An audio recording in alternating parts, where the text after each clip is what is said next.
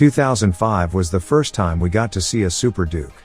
Although it was a 990 back then, KTM sure did give us a glimpse of what it was they were trying to do: birth the Austrian brand's very own Super Naked. In light of the 30th anniversary of the first ever Duke, KTM recently announced the 2024 1390 Super Duke R EVO, to replace the popular 1290 Super Duke. Don't worry, it gets many more upgrades than just the name change from 1290 to 1390.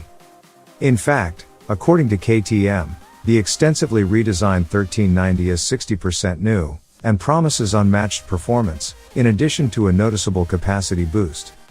Check out the top 10 things you need to know about the 2024 1390 Super Duke R EVO.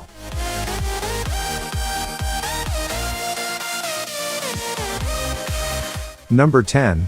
A brief history of KTM Super Duke.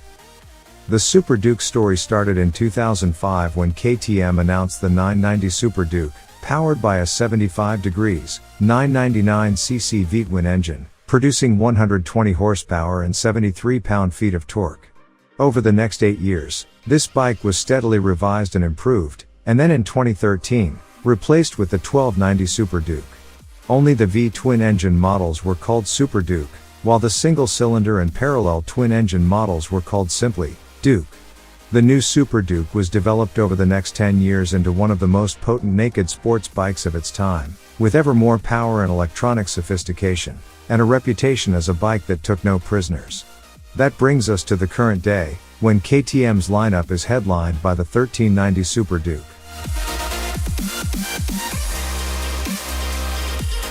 Number 9. A bigger engine.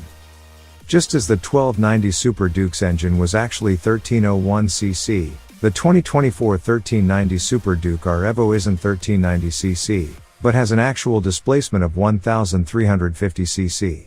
While that's only 49cc more than the 1290 Super Duke R EVO, it gives higher power and torque figures: 187.7 horsepower, 7.7 horsepower more than the 1290 Super Duke R EVO, and 106.9 pound-feet of torque, 3.9 pound-feet more. The engine's displacement has been enlarged thanks to a new bore size of 110 mm, up from 108 mm. Also, the new engine gains variable valve timing courtesy of a camshaft system, similar to the BMW shift cam system, giving a broader spread of power and torque across the rev range. Number 8. Techs. As it is becoming more common these days across the motorcycling spectrum, the ABS and traction control on the 2024 KTM 1390 Super Duke R EVO is lean sensitive. There are 3 riding modes as standard: rain, street, and sport, while performance and track are 2 additional and optional modes. If pulling wheelies is your thing, then the KTM 1390 Super Duke R EVO has a system that allows 5 different angles of front wheel lift, from 0.36 degrees to a show-boating 22.25 degrees, and if you're feeling particularly brave, it can be turned off altogether. There is tire pressure monitoring and engine brake control too, with 5 levels of adjustment. Number 7. Suspension system. One difference between the base 1390 Super Duke and the EVO model is the adoption of WP semi-active suspension on the latter. It's an idea first introduced for 2022 in the 1290 version, which has evolved for the 2024 trim. It now features WP's 3rd generation of electronic suspension technology, which is said to cater to everyday comfort riding to focus track day antics. Removing the need to get your hands dirty with tools, the bike's onboard suspension control unit, SCU, uses magnetic valves to adjust the damping rates during your riding, based on information relayed from stroke sensors and the IMU. Settings can be selected through the TFT dash, with the bike coming with 5 damping modes as standard. An additional Track and Pro options come when you purchase the Suspension Pro pack, which also unlocks 3 auto-leveling settings, which alter the preload automatically based on the weight of the rider to create one of 3 preset geometries. Number 6. Design. It's not a wholesale redesign, but KTM has revamped the design of the Super Duke R EVO, somehow making it look even more aggressive and daring than ever before. If the bright KTM orange paint isn't enough, an all-black finish is also available. The 4.6-gallon fuel tank has new lines with small winglets fitted, and the headlights have been revised while retaining the divisive shape of the 1290 Super Duke. The indicators are shifted to a new spot just above the bars, and the brake light is shifted from the tail unit to the license plate bracket. Although these changes help reduce weight, the new headlight alone is more than 1.5 pounds lighter than the old version. They don't quite offset the additional mass of the larger fuel tank and the revised engine, bringing the homologated weight of the new model to around 4 pounds more than its predecessor at 467 pounds including fuel.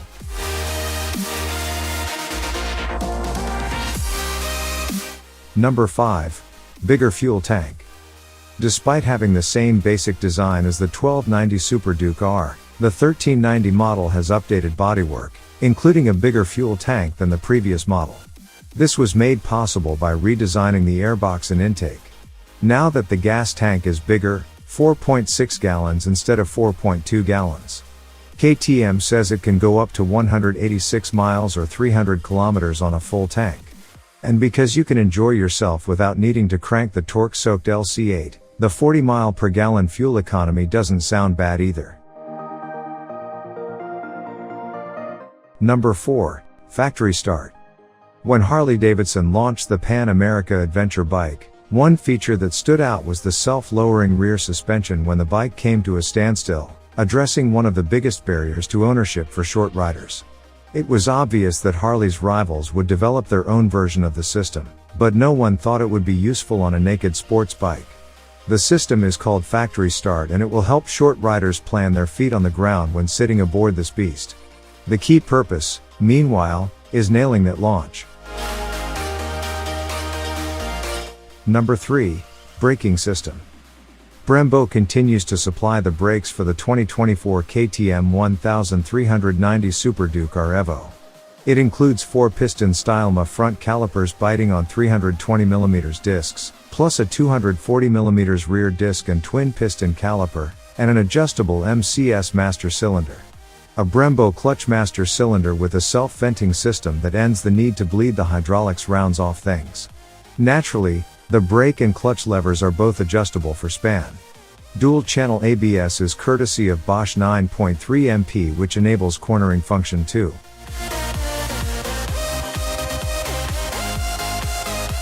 Number 2. Tires and wheels. Like most other hardware on the bike, the tires see an overhaul as well. In comes the Michelin-made Power GP tires that are made of dual compound to help save unsprung weight. The new rubber is exactly 2.6 pounds or 1.2 kilograms lighter than the prior spec. Not just this, these tires offer superior straight-line acceleration and corner-attacking grip, combining outstanding racing performance with remarkable road utility. They are used on 17-inch wheels front and back. Number 1. Price. The naked sports bike class is heavily populated, and with several entries in the class boasting over 200 horsepower, KTM was almost obliged to boost the power and torque of the Super Duke. Not that the 1290 Super Duke was overshadowed by the competition, but it couldn't be seen to fall too far behind. KTM has announced a price of $21,499 for the 1390 Super Duke R EVO, which is a sizable amount up from the 1290. While there aren't many identically potent twins available like the Super Duke, there is a bigger choice of high-performance naked motorcycles than ever before. This includes the BMW M1000R, $21,695, Ducati Street Fighter V4, $22,095, MV Agusta Brutale 1000RR, $38,198, Triumph Speed Triple 1200 RS, $18,895, and Aprilia Tuono V4, $16,199. The KTM 1390 Super Duke R EVO is equipped with a comprehensive array of premium parts by default. But if you were in the mood for some even more thrilling accessories, a whole line of KTM power parts has been designed with performance in mind for enthusiasts. You get a whole range of options, right from Akrapovic slip-on exhausts, bar-end mirrors, smartphone holders, and paddock stands to small bits like clutch levers. KTM also offers you its PowerWear collection of gear that helps you look the part on the Super Duke R EVO. Everything from jackets, gloves, boots, and pants is available from KTM.